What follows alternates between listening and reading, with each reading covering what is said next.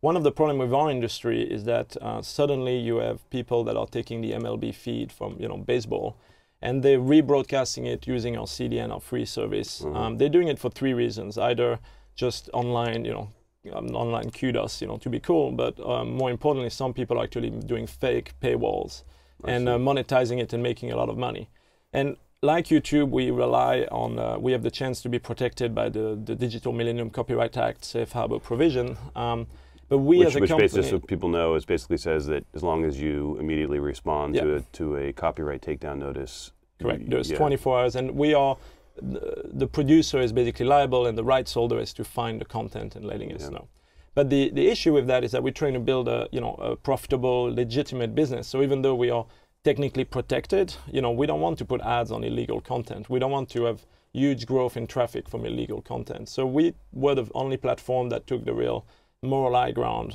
This is from my training working for a company called IMG, which is the leading in sports rights. So I have a good understanding of obviously the respecting rights. And we said, what can we do to stop this without killing our free model? And what we did is we invented the zero tolerance on piracy, which basically says that if you start a channel today, you'll be limited to 50 viewers. And if you infringe with 50 viewers, even if it's UFC can sue us, we'll pay them 50 tickets, And then beyond that, we still want to offer unlimited viewers, but you as a producer have to tell us, what you intend to do with the channel. Sort of as we'd say in security, a whitelist approach as opposed to... and we monitor the top channel, so if you lied to us, we shut it down. But that basically, we lost at that time in 2008, 40% of our traffic. It was pretty depressing as a startup.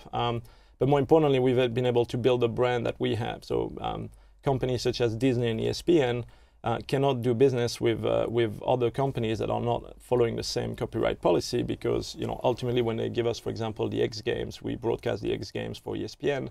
They're not broadcasting the main content. They have a business model to put that on ESPN, and they want people to watch the television, ESPN.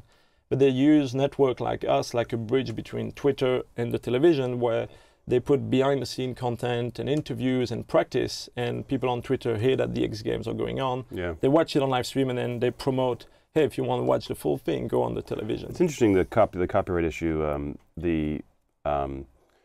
YouTube. A lot of people think YouTube took kind of what's called kind of like Justin TV, a more laissez-faire approach to the I'm not saying either one of them encourages piracy, but they just sort of.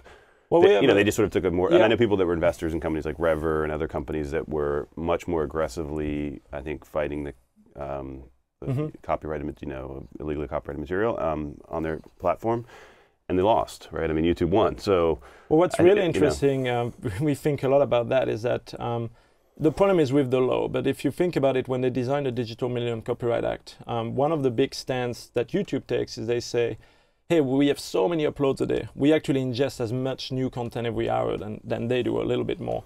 There's so much coming in that there's no way we can look at this. So we don't know what's wrong. But that's actually not true. They don't know what's wrong and what's illegal and is not popular.